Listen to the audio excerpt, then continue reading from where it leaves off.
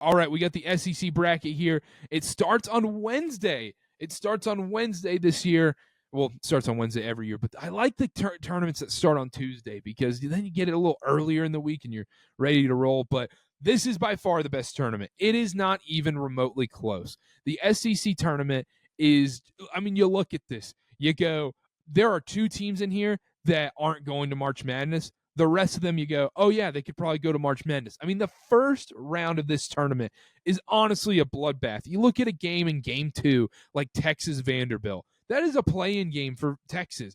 Georgia-Oklahoma, that's a play-in game for both of them at that point. LSU could hurt Mississippi State's resume a little bit. Arkansas loses another to South Carolina. They might be on the wrong side of the bubble. So there's so many great implications here. But I'm going to run through the top. So Auburn is clearly favored to win this conference right now. We have the odds up. I have the odds right here. Auburn is plus 150. Then it's Florida plus 320. Alabama plus 370. Tennessee plus 500. And then it drops off there. Kentucky and A&M plus 3,000. Ben, looking at this bracket right now, first off, what is the number one matchup you're most looking forward to? Is it hypothetical or just like purely matchups we know are going to happen? It's got to be more than hypothetical, in my opinion.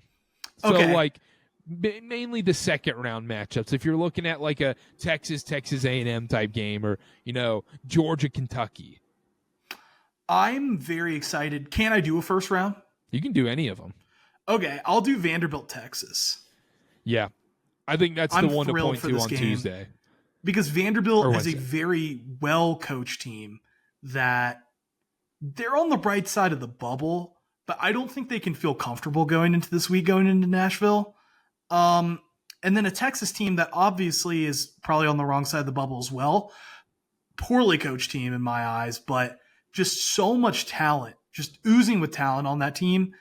And both these teams are going to be just desperate on day one of this conference tournament. It's exciting. I'm very stoked for that matchup. Like, very excited. I think it's a great matchup. Texas obviously more talented, but Vanderbilt is just a great, just the way that team's coached is just fantastic. I'm excited for that one. I'm excited for that one too. That's Texas right now. I think Lenardi has them in the first 4 out right now. A win right there probably puts them on the right side, but then if there's bid stealers, they get bumped out. And then, can I add something too? Sorry, just one last thought. I think I like this matchup too because whoever wins it has like a more than a decent shot, I think, of being able to potentially beat Texas A&M. It's not a for sure thing, but they've got a shot, and whoever does that, then they're in. And so I just think there's a lot of implications with this game. Doesn't this feel like this could be a tournament that Texas A&M pulls off, though? Because they always sort of seem to do that. Not necessarily win it, but just overachieve in the conference tournament. If we're talking about the FanDuel odds right now, I'll get them pulled up for everyone. But you look at the FanDuel odds right now, I like Texas A&M, to be honest. I think they're my dark horse to win this thing. I know it's not like a super long shot dark horse. If you're looking at that, I'm sorry. I just can't trust any of these teams going Wednesday to Sunday, winning it all the way, especially like Texas, Mississippi State, and all those guys. Like, I just don't think that's possible in this year's SEC with how physical they play. So then you look at this next branch. I like A&M at 30-1, to be honest, as my dark horse to win it, because this is a team that actually gives a crap, honestly, about the conference tournament all the time. They always care, it feels like. And then you look at a team like Auburn. Auburn's not really worried about the conference tournament this year. They're way more worried about being healthy going into March as the number 1 overall seed. And so then you have the drop-off of, okay, well, Florida and Alabama are likely going to have to play each other in the semifinals, so that knocks one of them out. So it's not far-fetched for me to say I think A&M could actually win this whole thing. Yeah, I mean, now that you point out, I still don't expect them to, just because I just don't really buy into this team. But they certainly can. Buzz Williams seems to really have a pulse on the SEC tournament. He has in the past. A lot of these guys have made those deep runs in the SEC tournament. Like, it's the same kind of group of guys they've had here for a bit. So yeah, I wouldn't be super shocked. I think I would be, but you can talk me into them winning a game or two potentially. If you think it sucks, then say it sucks, Ben. Don't sit here and be like, I wouldn't be shocked, but I would be shocked. No, if you think I don't trust Wade Taylor and I don't trust Buzz Williams in the tournament, say, Karter, that's a stupid take, man. Yeah, don't sit here and don't make it polite. Don't sit here and go, know, I think they could win a game. No, that's a slap in the face. Okay, I think they can make a run in the SEC tournament. I'm not expecting them to. They are very capable. We got Kamala Hammond on the podcast today, man. He's giving us political statements. He's sitting here going, okay, how about this? How about you tell the people that you have John Calipari and the Arkansas Razorbacks beating South Carolina, Ole Miss, Auburn, Tennessee, and Florida to win this thing? Come on. Well, we're all fired up to the first tournament. Let's go. It's March, man. Let's do this thing. Yeah. I don't want to see. I'm trying to give the people some 30-1s, get them going. Okay, that's fine. You know what? I'm just gonna say I think Vanderbilt beats Texas A&M. That's it. I knew that was in there. How about you say it?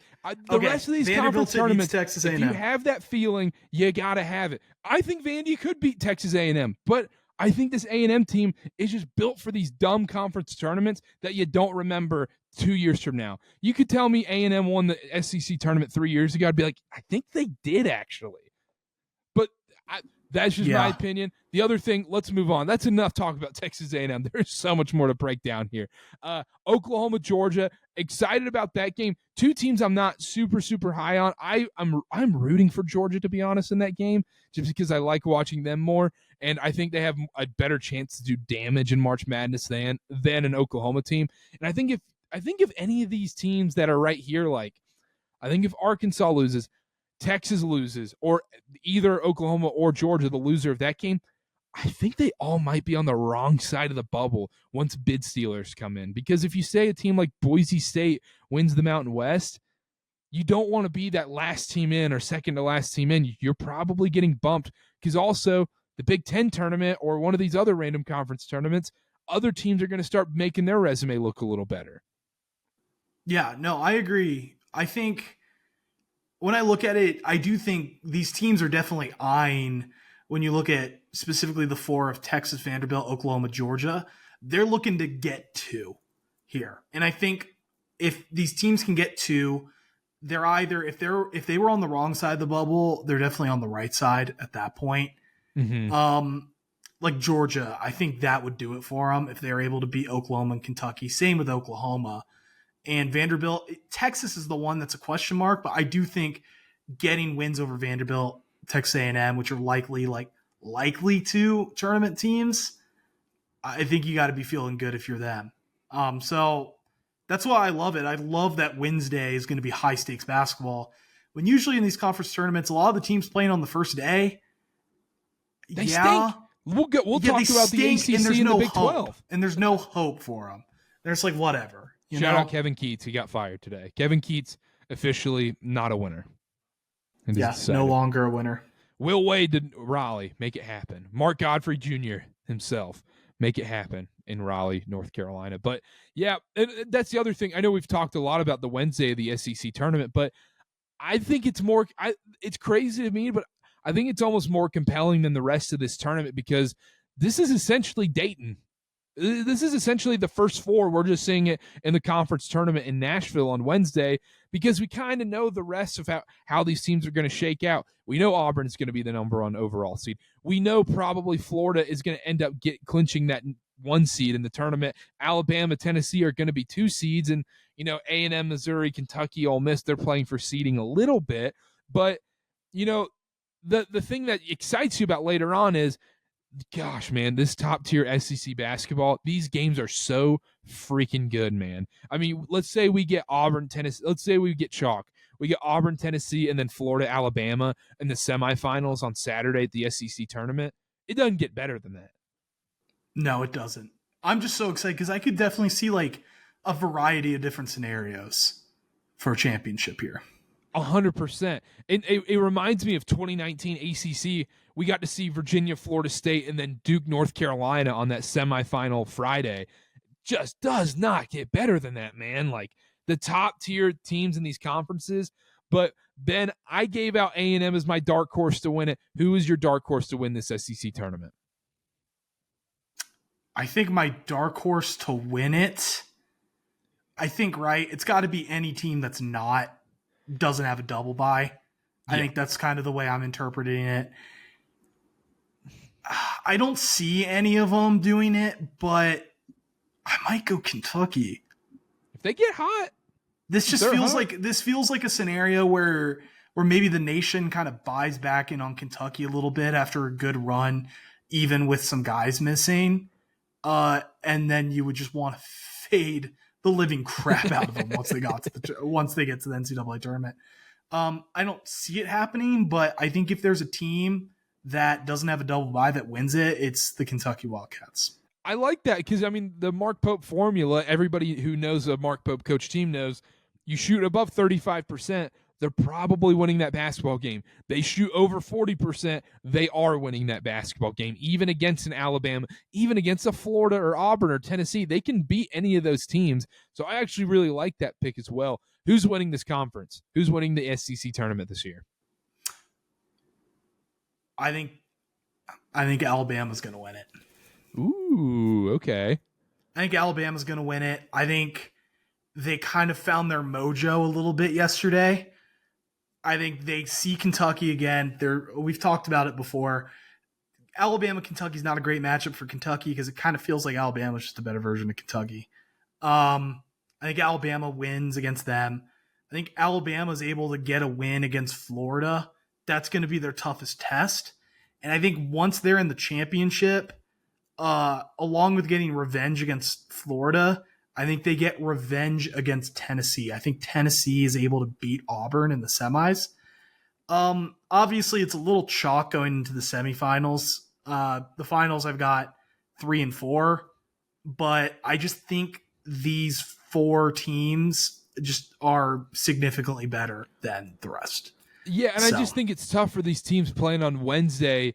That extra game is going to just be so much harder on these teams that don't have an extra bye. Where lose your legs. You lose your legs a little bit, and in such a physical conference, the teams that are rested, I think, have such an advantage here. So with mine, I'll go to mine real quick. I have Florida. My semifinals, I think it's fairly chalk. I think it's Auburn versus A&M, and we get Florida versus Bama. And I think Florida takes down Bama, and we get A&M versus Florida. I'm actually going to end up taking Florida and A&M to win this conference. I'm going to bet them both, and I think Florida wins this conference. I think you're right, though. I like the Alabama thing because yesterday in that Auburn-Alabama game, them winning that game felt like a turning point in the season where they go, oh, that's who we are. That's what we do. We can go into the number 1 team in the country and win on their home floor against our arch rival. That's who Mark Sears is. He can make those big shots in big moments. I think Alabama, like you said, got their mojo back a little bit. And I don't hate them as a bet going into this tournament. It just shows how much I love this Florida team. And I watched that Florida-Alabama game this week. I just don't know how Alabama responds to Florida's bigs. And obviously we know what Florida's guards can do as well. Walter Clayton can be the guy this March Madness, as we talked about with Cole. I like Florida versus A&M in the title game. I think Florida takes it down in Nashville. I like it. Let me ask you this before we move on to the next conference. Do you trust the conference winner of the winner of these Power 5 conference tournaments less going into March Madness? It depends on the conference. I think so SEC might just because it's such a gauntlet. Like I do think they're going to be beat up going into it, but I guess my point is I'm not going to say that really about the Big East when I think St. John's is significantly better than the rest of the teams in the Big East. If they were to win it, I wouldn't really bat an eye or think less of them. Also, obviously, if Duke wins the ACC, I'm not going to go, not good to win your conference. They're going to be playing their walk-ons 5 minutes left in the championship. So, it just kind of depends on the conference, the situation. Yeah. No, I think that's fair. I think that's probably the right answer as well because it's also let's say a team like A&M goes through the SEC tournament and wins it. they become the sexiest pick ever to go far in the tournament because they're going to move up a seed line and everything like that. Excuse me. But they just had to play 4 games in 4 days, 4 brutal games. And if, let's say, they won it at that point, I know they're feeling great, they're feeling hot, but that does have an effect on you. And especially when it's a team that we don't already think is a national title contender. I feel like whenever you think about conference tournament teams winning in March Madness, and you're like, oh, I don't like that one, I do like that one, I feel like it's just essentially confirmation bias of what we've seen throughout the season, where we go, if A&M wins it, you go, I don't like A&M winning the title anyways, because in reality, it's just because what you thought before the tournament, which is probably the right way to think. But if let's say Auburn goes through and wins this SEC tournament, you're still probably like, yeah, Auburn can still definitely win the title, and I still feel good about them.